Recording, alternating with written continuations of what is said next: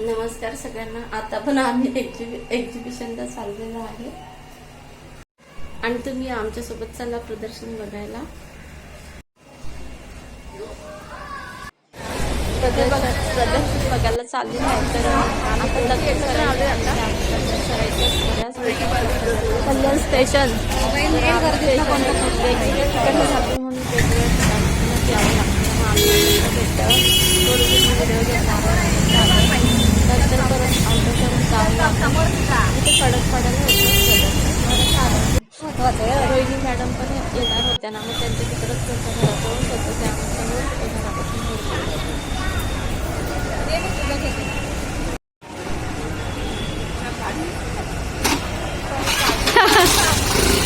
आता आम्ही चाललेलो आहे. रोहिणी मॅडम तसं तर मॅडम कारण ती इकडे भाजी पाणीपुरी पण आता तुम्हाला सांगण्यासाठी मी तसं थोडा तर प्रदर्शनमध्ये ना एंट्री गणपती बाप्पानी झाली होती. पहिलं श्री गणेशानीच दर्शन दिलं होतं. त्यामुळे छान असं दर्शन झालं गणपती बाप्पाचं.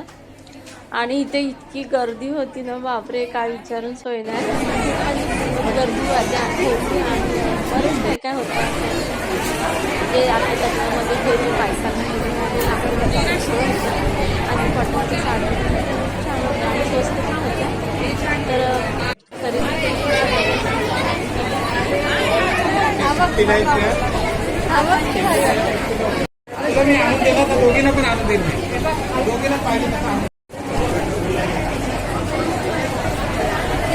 आज आवाज थोडा खराब आहे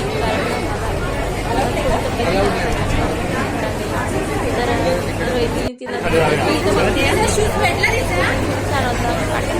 वगैरे घेण्यासाठी. तुम्ही बघू शकता हॉल किती भरलेला आहे, गच्च भरलेला आहे आणि सगळीकडे खचाखच गर्दी होती प्रत्येक स्टॉलवर.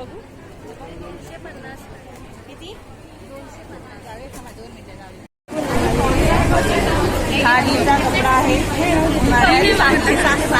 घालण्यासाठी एकदम छान आपल्या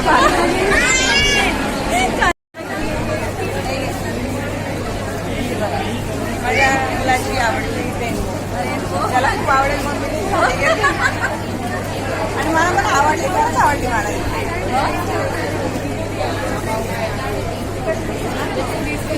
मी दोन्हीपैकी कोणतं घेऊ सांग, व्हाईट का येलो घेऊ?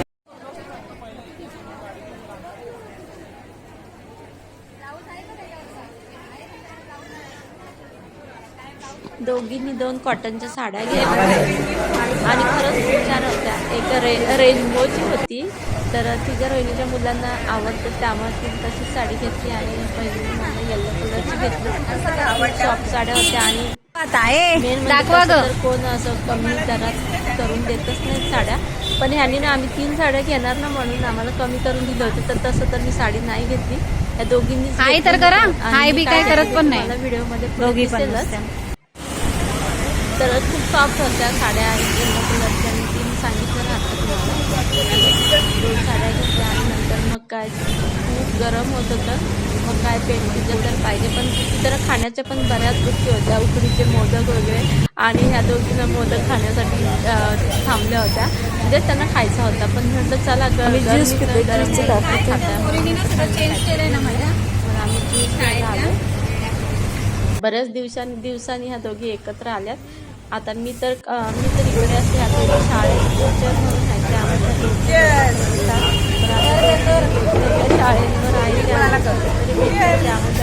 दोघी करा ना बाई, मी काढते मोबाईल कर बघ.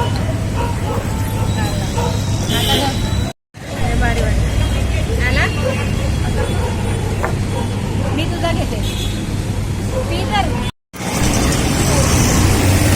मला दिसत असेल की आम्ही वेगवेगळे घेतले होते आणि कलरचे वेगळे टेस्ट वेगळी त्यामुळे खूप छान वाटत होतं.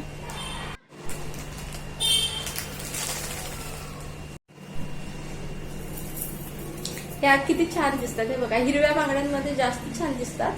पण मी असंच आता घातल्या होत्या ना, ह्या मोत्याच्या होत्या ना, बाहेर जाताना मग थोडंसं ट्राय करून बघितलं तर कशात पण छान दिसतात. अशा नुसत्या पण छान दिसतात आणि हिरव्या बांगड्यांमध्ये तर खूपच भारी दिसतात एकदम.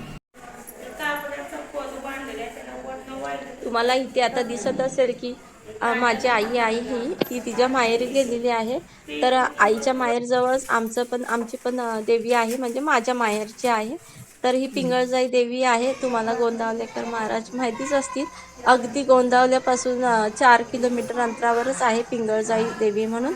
तर हे खूप म्हणजे शिवाजी महाराजांच्या पण आधीपासून पुरातन मंदिर आहे हे, आणि हे जागृत देवस्थान आहे. अगदी शिवाजी महाराज सुद्धा ह्या देवीचं दर्शन घ्यायला येत होते, असे तिथले स्थानिक लोक सांगतात हा.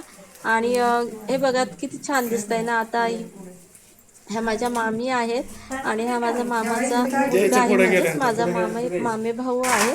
तर हे सगळेजण दर्शनाला गेले होते. आई माहेरी आले म्हणून आईचे लाड पुरवत होते सगळेजण.